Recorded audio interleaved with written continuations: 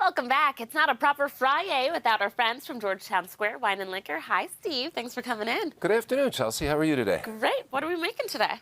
Today, you know how cold it is outside. Yeah, it's chilly. So we're going to go to some hot toddies that are very simple as good. So we don't need a whole lot of ingredients, but we're going to make some wonderful things. So, hey, we're in the middle of ski season right now, so people are outside or, you know, shoveling or whatever they're doing.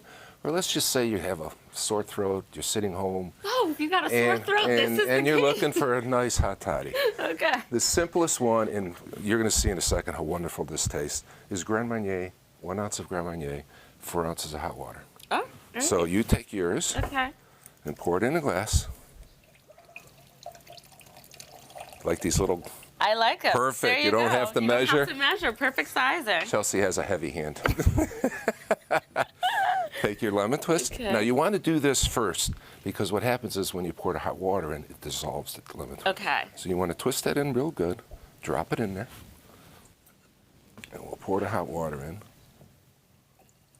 This is supposed to heal you. 4 All ounces. your sickness magically gone. Now, folks, if we had smell vision, this you can already smell it. You can smell the lemon. It just smells beautiful. It does. Really, really does. Nice and It's zesty. very nice to have for a hot toddy or fill a thermos, go skiing, doesn't it? There you go. You ready to do it?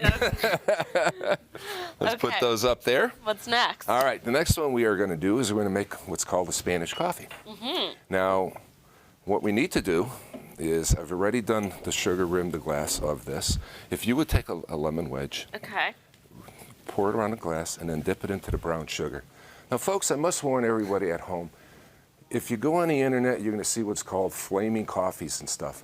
Please, please, please, do not try that at home. Don't try You could end up burning your house down. Oh, boy. Okay. This recipe calls for no flame, and it's just as good. The reason we're using brown sugar is because it'll give you the same flavor as a caramelized. Okay? It's so sweet. So, okay, you got that done. Nice. Away with the sugar. The first ingredient we're going to use is a darker rum. Okay. This is Goslin's. You need about a ½ ounce. Beautiful. The next one we're going to do is Kahlua. Chelsea, if you would do the honors. Espresso martinis. Uh-huh. Okay, you tell me when. You know, I've got a heavy. When? Howdy. Oh, that was good. Oh, thank you. All right. So now we have rum, Kahlua, and the last ingredient we're going to put in is triple sec. All right. Now, basically, you need like a 1/4 ounce, so it's a splash. Okay? Oh, just a splash. Just a splash. There you go. Very good. And we're going to put that back, but leave it open because we're going to do something else with that in a second. She's going to make a comeback. So now we have our basic ingredients here. There's no reason to do anything else here. Now you can add, whether it's brew decaf or regular strength coffee to this, okay? So we have that right here. Got the good stuff? And let's see if we have enough for 2 cups. And we're going to do. What's your go-to coffee? Now the next one you're going to go to is grab that whipped cream, shake that up, and top it off. Okay, let's see if my skills are.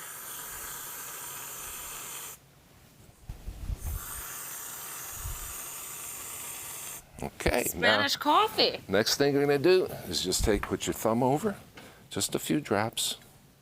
Just a few drops. Just a little topping? It'll give it a nice orange smell. You take another orange. Okay. And there you go, folks. And there you How go. simple was that? It was Beautiful. very easy. These are wonderful for dessert after dinner. Okay, you just make it real easy. You top it off and keep the party going. Keep it going. And there are several other coffees that you could make. But as I suggest, folks, please do not try flaming these things at home. You don't have the proper glassware. You just did it like this. House on fire. You're going to love it. This is outstanding the way it's made. There are other ones you could do with bourbon and a little bit of triple sec to cut the coffee, so it's an American coffee. There you go. Or Southern coffee, goes by trades. Why is this called a Spanish coffee? Yeah. Basically, Spain, the Spaniards were in Mexico and South American part of, so Kahlua is from Mexico. Rum is from the islands. So they got creative, started mixing things together. Triple sec is an orange-based cordial. Well, there's an orange curacao, is what they were using in the original recipes to make So with Spanish coffee, they were Spanish. They called it Spanish coffee. There you go. Okay. And viewers, of course, you can always shop any of these items at Georgetown Square Wine and Liquor in Williamsville. Or even check for other recipes for other really interesting coffees. There you go. Okay. Thank you so much for coming in, Steve. Thank you, Chelsea. For everything Georgetown Square Wine and Liquor has to offer, stop by their store or browse their selection or head over to their website at gtownwine.com. Thanks again for coming in, Steve. Thank you very much for having me.